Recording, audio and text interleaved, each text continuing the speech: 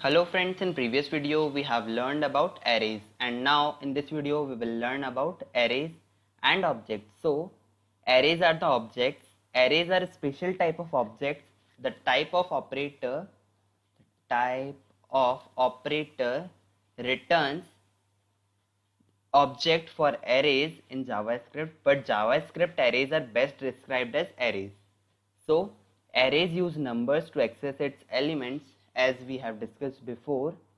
Objects uses names to access its members. For example, if we take an example of person, then where person, so this where person will access first name. Suppose we provide a first name as John and a last name Doe.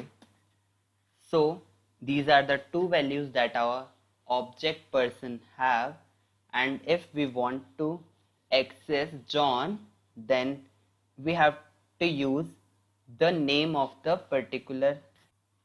So we have to write the person dot first name to access John, but in array, suppose we will create an array of person also, so it says first name is John and second name is Doe, or the last name is Doe. So for this we have just write person and 0. So this is the major difference between an object and a array. So in object we have to write the name, and in array we have to write the index only. So array elements can be objects. In JavaScript, arrays are special kind of objects. Because of this, you can have variables of different types in same array. So in person array, we can also provide the age. The age can be 46.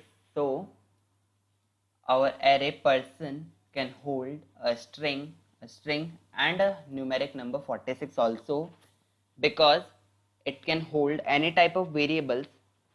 A array can hold functions also, and a array can also hold an array. So now we will discuss about the array properties and the methods. So the real strength of JavaScript arrays are the built-in array properties and methods. So we will declare a variable x, which will hold the value person dot length.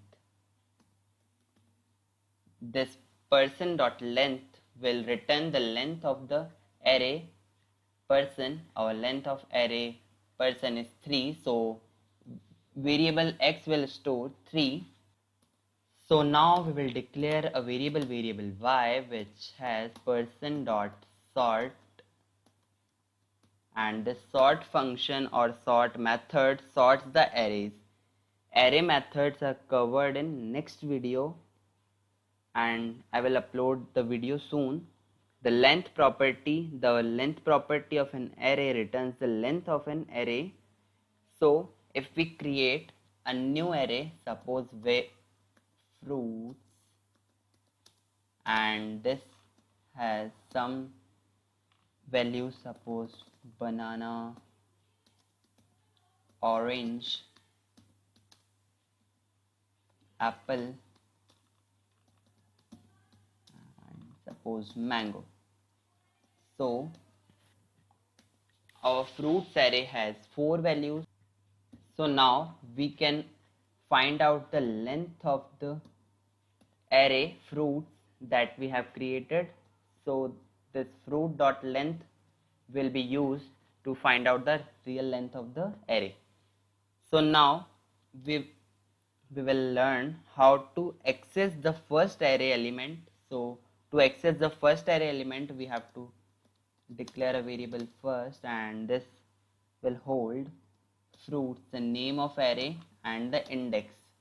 At 0th index, the first fruit name is stored, that will be provided or assigned to the first variable. And if we want to access the last element of the fruits array, so then we write variable last, and fruits, this is the array name, and in the place of index we will provide the fruits dot length minus 1. So fruits dot length, that means the total length of the array minus 1. So this will be the last element that our fruits array can have. So one more thing, please avoid new array to create an array, because the new keyword only complicates the code and it can also produce some unexpected results. So now we will create a points array by using new array function, and in this we will provide two elements to it. So now what happens, this points array has two values in it, first is 40 and second is 100. But if we remove first value or second value by mistake, then what will happen, this new array of 40 will create an array of 40 undefined elements, and now the size of points array is 40. So this is a major problem that can be created by using new keyword. So use the standard method to create an array by using a square braces, so it will not create any mess. So that's all for this video. In next video we will learn about array methods. Thanks for watching this video. Please like, share and subscribe to my channel. Thank you.